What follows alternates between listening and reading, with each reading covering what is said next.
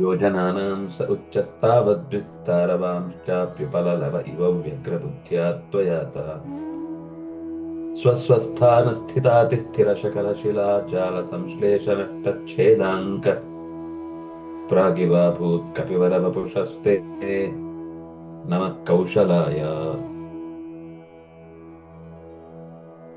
ಕೇಳಿದ್ರು ಪ್ರಾಣನನ್ನ.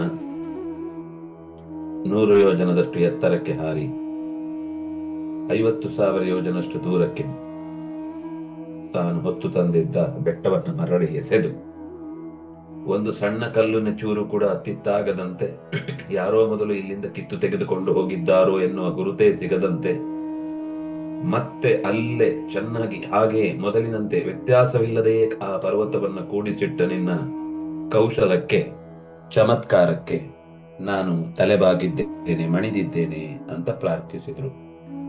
ಮುಂದೆ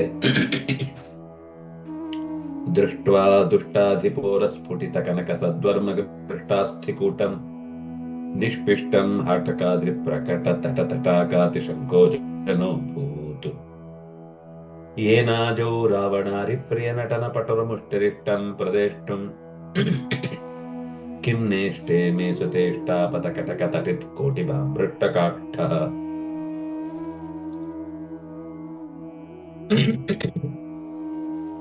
ದುಷ್ಟಾಧಿಪಸ್ಯ ಉರಹ. ದುಷ್ಟಾಧಿಪ ಅಂದ್ರೆ ರಾವಣ.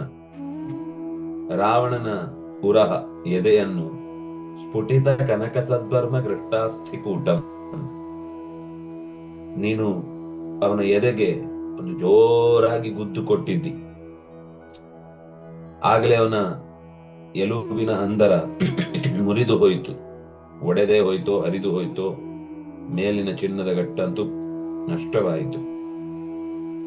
ಓಹೋ, ಬೆಟ್ಟದ ಮೇಲೊಂದು ಚಿನ್ನದ ತೊಟ್ಟಿಲು ಅನ್ನುವ ಹಾಗೆ ಕಾಣ್ತಿತ್ತು.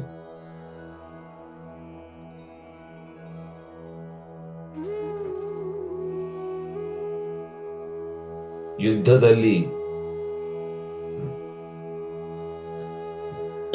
ರಾಮಚಂದ್ರನಿಗೆ ಪ್ರಿಯವಾದದ್ದನ್ನು ಮಾಡುವುದರಲ್ಲಿ ಜಾಣನಾದ ಈ ಕಪಿಯ ಮುಷ್ಟಿ ಚಿನ್ನದ ಕಡಗವನ್ನ ಕೈಯಲ್ಲಿ ಧರಿಸಿ ಎಲ್ಲ ದಿಕ್ಕುಗಳನ್ನು ಬೆಳಗಿಸುವ ಈ ಮುಷ್ಟಿ ಎದೆಗೆ ಗುದ್ದಿದಾಗ ಅದು ರಾಮನಿಗೆ ಕೊಟ್ಟ ತೃಪ್ತಿ ಎಣಿಸಲಾಗದ್ದು ಅಂತ ಹೇಳಿದರು. ದೇವ್ಯಾದೇಶ ಪ್ರಣೀತಿ ದ್ರುಹಿಣ ಹರವರಾವಧ್ಯ ರಕ್ಷೋ ವಿಘಾತಾದ್ಯಾಸೇವೋದ್ಯರ್ಧಯಾರ್ದ್ರ ಸಹಭುಜ ಮಗರೋದ್ ರಾಮನಾಮ ಮುಕುಂದ ದುಷ್ಪ್ರಾಪೇ ಪಾರಮೇಷ್ಠೇ ಕರತಲಮತುಲಂ ಮೂರ್ಧಿ ವಿನ್ಯಸ್ಯ ಧನ್ಯಂ ತನ್ವನ್ ಭೂಯ ಪ್ರಭೂತ ಪ್ರಣಯ ವಿಕಸಿತಾಬ್ಜೇ ಕ್ಷಣಸ್ತ್ವೇಕ್ಷಮಾಣಃ.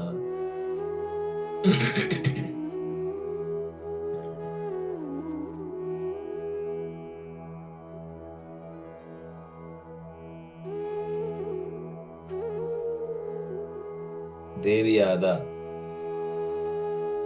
ಸೀತೆಗೆ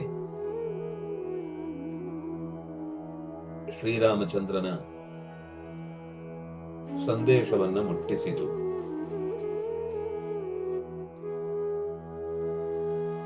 ಇನ್ನು ಬ್ರಹ್ಮ, ರುದ್ರ, ಗಣಪತಿ, ಸ್ಕಂದ ಮೊದಲಾದ ಅನೇಕ ದೇವತೆಗಳ ದ್ರುಹಿಣ ಹರವರ ಅವಧ್ಯ ರಕ್ಷ ವಿಘಾತಾತ್, ದೇವಿಗೆ ಸಂದೇಶವನ್ನ ಪ್ರಣೀತಿ ಕೊಂಡೊಯ್ದವನು. ಚತುರ್ಮುಖ ಪಂಚಮುಖರ ವರದಿಂದ ಅವಧ್ಯರಾದ ರಾಕ್ಷಸುಗಳ ಎದೆಯನ್ನ ಸೀಳಿ ಕೊಂದವನು. ಯಾಸೇವೋದ್ಯ ದಯಾರ್ದ್ರ ಇಂತಹ ಎಲ್ಲ ಬಗೆಯ ಸೇವೆಗೂ ಕೂಡ ಉಕ್ಕಿ ಹರಿದ ದಯೆಯ ಸಮುದ್ರ ನೆನೆಸಿದ ರಾಮಚಂದ್ರ ಏನ್ ಕೊಡಬೇಕು ಅಂತ ಯೋಚಿಸಿ ಸಹಭುಜಂ ಅಕರೋತ್, ಯಾರಿಗೂ ದಕ್ಕದೇ ಇರುವಂತಹ ಬ್ರಹ್ಮ ಪದವಿಯಲ್ಲಿ ಸಹಭೋಗವನ್ನು ಕೊಟ್ಟ. ಯಾರು? ರಾಮನೆಂಬ ಮುಕುಂದ. ಮುಕುಂ ಬಿಡುಗಡೆಯನ್ನು ದದಾತಿ ಮುಕುಂದ, ರಾಮನಾಮ ಮುಕುಂದ. ಅದು ಎಂಥದ್ದು ಕೊಟ್ಟದ್ದು ಅಂದ್ರೆ ದುಷ್ಪ್ರಾಪೇ ಪಾರಮೇಷ್ಠ್ಯೆ, ಸುಲಭದಲ್ಲಿ ಯಾರಿಗೂ ಸಿಗದೇ ಇರುವಂತಹ ಪಾರಮೇಷ್ಠ್ಯ ಪದವಿಯನ್ನ ಕೊಟ್ಟು ಸಹಭುಜಂ ಅಕರೋತ್. ಅಷ್ಟೇ ಅಲ್ಲ, ಕರತಲಂ ಧನ್ಯಂ ಅತುಲಂ ಕರತಲಂ ಮೂರ್ಧಿ ವಿನ್ಯಸ್ಯ, ಧನ್ಯತೆಯನ್ನ ಹುಟ್ಟು ಹಾಕುವ, ಬದುಕು ಸಾರ್ಥಕವಾಯಿತು ಎನ್ನುವ ಭಾವವನ್ನ ಬಗೆಯಲ್ಲಿ ಮೂಡಿಸುವ ಅಂಗೈಯನ್ನು, ಅತುಲವಾದ ಅಂಗೈ, ಅಸದೃಶವಾದ ಅಂಗೈ, ಏನೇನೋ ಲೋಕೋತ್ತರವಾದ ಕಾರ್ಯಗಳನ್ನು ಮಾಡಿದ ಈ ಅಂಗೈ ಅವನ ನೆತ್ತಿಯ ಮೇಲೆ ಇರಿಸಿದಾಗ ಬದುಕನ್ನು ಕೃತಾರ್ಥವಾಗಿಸಿತು. ಮತ್ತಷ್ಟು ಉಕ್ಕೇರಿದ ಅಕ್ಕರೆಯಿಂದ ವಿಕಸಿತಾಬ್ಜೇಕ್ಷಣ ಸ್ವೇಕ್ಷಮಾಣ ಪ್ರಭೂತ ಪ್ರಣಯ, ಉಕ್ಕಿ ಹರಿಯುವ ಪ್ರಣಯದ ಭಾವದಿಂದ ಅರಳಿದ ತಾವರೆಯ ದಳದ ಕಣ್ಣಿನಂತಿರುವ ಪ್ರೀತಿಯನ್ನ ಸೂಸುವ ನೋಟದಿಂದ ಆತನನ್ನ ಮತ್ತಷ್ಟು ಹತ್ತಿರವಾಗಿಸಿಕೊಂಡ ರಾಮಚಂದ್ರ. ಬೇರೇನ್ ಕೊಡಬೇಕು ಗೊತ್ತಾಗ್ಲಿಲ್ಲ, ನೋಟದಿಂದ ಸೆಳೆದು ಅಪ್ಪಿಕೊಂಡ.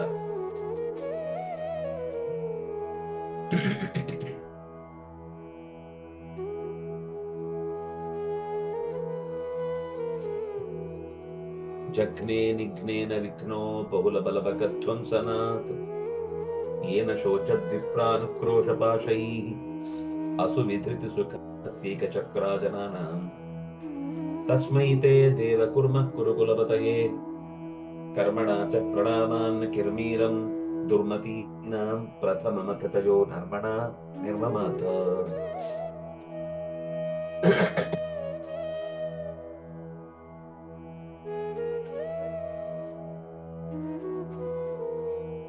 ವಿಪ್ರಾನುಕ್ರೋಶ ಪಾಶೈಹಿ, ಒಬ್ಬ ಋತುಜನ ಮೇಲೆ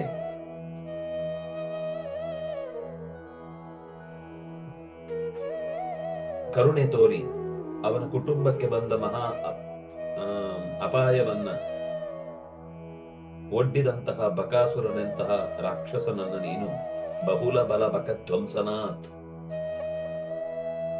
ಏನ ಶೋಚದ್ವಿಪ್ರಾನುಕ್ರೋಶ ಪಾಶೈಹಿ, ಅವನನ್ನ ಬಿಡಿಸಿ ವಿಘ್ನ, ಲೋಕಕ್ಕೆ ವಿಘ್ನದಂತಿದ್ದ ಏಕಚಕ್ರ ನಗರಿಯ ದೊಡ್ಡ ಅಪಾಯವನ್ನು ಜಗ್ನೆ ನೀನು ಕೊಂದೆ. ಏಕಚಕ್ರಾಜನಾನ ಸುಖಸ್ಯ, ಸುಖದ ನಾಶಕ್ಕೆ ಕಾರಣನಾದ ಅಸುವಿಧೃತಿ ಸುಖಸ್ಯ, ಜೀವವನ್ನೇ ತೆರುವಂತಹ, ಬದುಕಿನ ಸುಖವನ್ನೇ ಕಳೆದುಕೊಳ್ಳುವಂತಹ ದುಸ್ಥಿತಿಯನ್ನು ನೀನು ಪರಿಹರಿಸಿದೆ.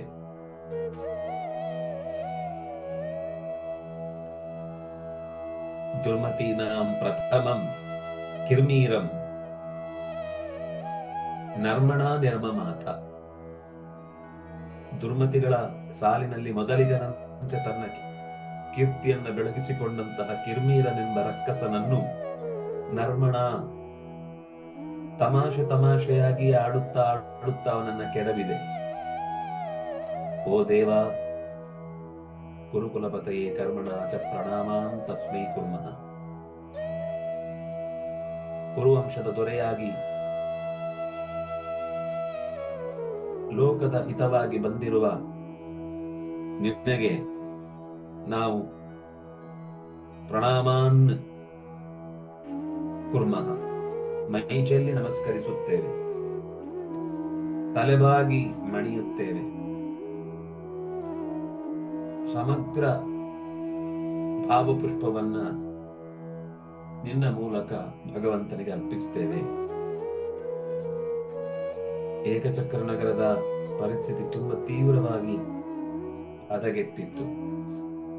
4,000 ಚಿಲ್ಲರೆ ಮನೆಗಳಲ್ಲಿ 7-8 ವರ್ಷಕ್ಕೊಮ್ಮೆ ಮನೆಯ ಒಬ್ಬ ಸದಸ್ಯನನ್ನ ಕಳ್ಕೊಳ್ಳುವ ಒಂದು ದುಸ್ಥಿತಿಯ ನಡುವೆ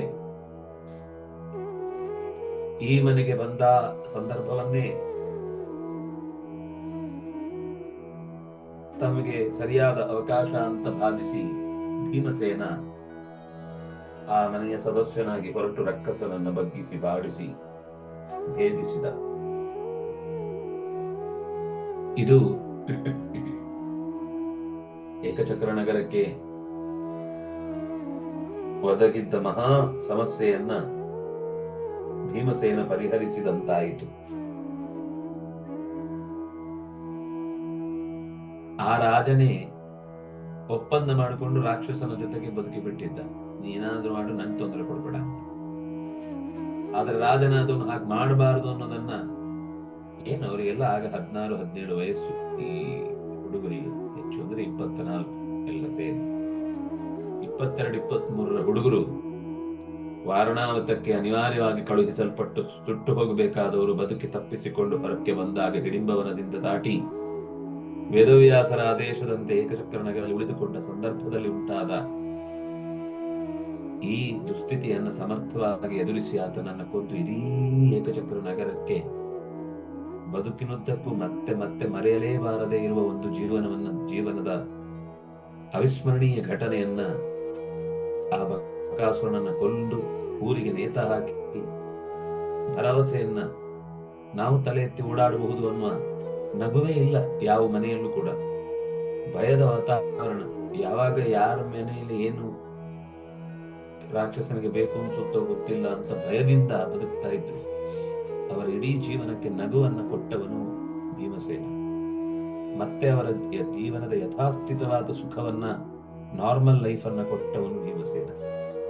ಬೇರೆ ಏನು ಬಯಸುವುದಿಲ್ಲ ನಿಜವಾದ ಒಬ್ಬ ಸಾತ್ವಿಕ. ನೆಮ್ಮದಿಯಿಂದ ನಿತ್ಯದ ಕೈಂಕರ್ಯಗಳನ್ನು ನಡೆಸುವುದಕ್ಕೆ ಬೇಕಿರುವ ವಾತಾವರಣ ಸಿಕ್ಕಿದ್ರೆ ಸಾಕು. ನಾವು ಸಿಕ್ಕಿ ಹೆಚ್ಚಾಗಿ ಕೊಬ್ಬಿ ಕರಗಿ ಎಲ್ಲಿಡುವುದು ಅಂತ ಗೊತ್ತಾಗದೆ ಸಣ್ಣ ಸಣ್ಣ ವಿಷಯಕ್ಕೆಲ್ಲ ಊರಿಡಿ ಜಗಳ ಆಡ್ತಾ ಕೂತಿರ್ತೇವೆ. ಆದರೆ ಎಷ್ಟೋ ದೇಶಗಳಲ್ಲಿ ನಾವು ನಾರ್ಮಲ್ ಲೈಫ್ ಲೀಡ್ ಮಾಡ್ಲಿಕ್ಕೆ ಬೇಕಿರುವ ವಾತಾವರಣ ಸಿಕ್ಕಿದ್ರೆ ಸಾಕಪ್ಪ, ದುಡ್ಡು ಬೇಡ, ಈ ಜಗತ್ತಿನ ಆಡಂಬರ ಆಟೋಪಗಳು ಬೇಡ ಅಂತ. ಅದು ಅರ್ಥ ಆಗ್ಲಿಕ್ಕೆ ಸುಮಾರು ಸಮಯ ಬೇಕು, ಅಷ್ಟು ಸುಲಭದಲ್ಲಿ ಅರ್ಥ ಆಗಲ್ಲ. ದುಡ್ಡು ಬೇಡ ಅಂತ ಹೇಳಿದ್ದಲ್ಲ, ಆದ್ರೆ ನಮ್ಮಲ್ಲಿ ದುಡ್ಡಿನಿಂದ ಅಳೆದು ಏನ್ ಬೇಕಾದ್ರೂ ಮಾಡಬಹುದು ಅನ್ನುವ ಹಮ್ಮು ಬಿಮ್ಮು ಏನೇನಿದೆ ಅದು ಇಳಿದು ಹೋಗುವ ತನಕವೂ ಕೂಡ ಈ ಸಂಪತ್ತಿನ ಬೆನ್ನ ಹಿಂದೆ ಹೋಗುವ ಹುಚ್ಚು ಬಿಟ್ಟು ಹೋಗಲ್ಲ. ಬಂದದ್ದನ್ನು ಬಳಸಬಾರದು ಅಂತಲ್ಲ, ಬಳಸುವುದಕ್ಕೋಸ್ಕರ ಬರೆಸ್ಬೇಕು ಅಂತನ್ನುವುದನ್ನ ನಾವು ಇವತ್ತೇನು ರೂಢಿಸಿಕೊಳ್ತಾ ಇದ್ದೇವೆ, ಅದು ಮೂರ್ಖತನದ ಪರಮಾವಧಿ. ಅಂತ ಒಂದು ಬದುಕಿನ ದುರವಸ್ಥೆಯಿಂದ ಪಾರು ಮಾಡಿದವ ಭೀಮಸೇನ ಈ ಏಕಚಕ್ರ ನಗರದಲ್ಲಿ ಅನ್ನೋದನ್ನು ಈ ಪದ್ಯ ಹೇಳಿತು. ಮತ್ತೆ ಮುಂದಿನ ಸರಿ ಈ ಪದ್ಯದ ಮುಂದುವರೆದ ಭಾಗವನ್ನು ನಾವು ಶ್ರೀ ಕೃಷ್ಣ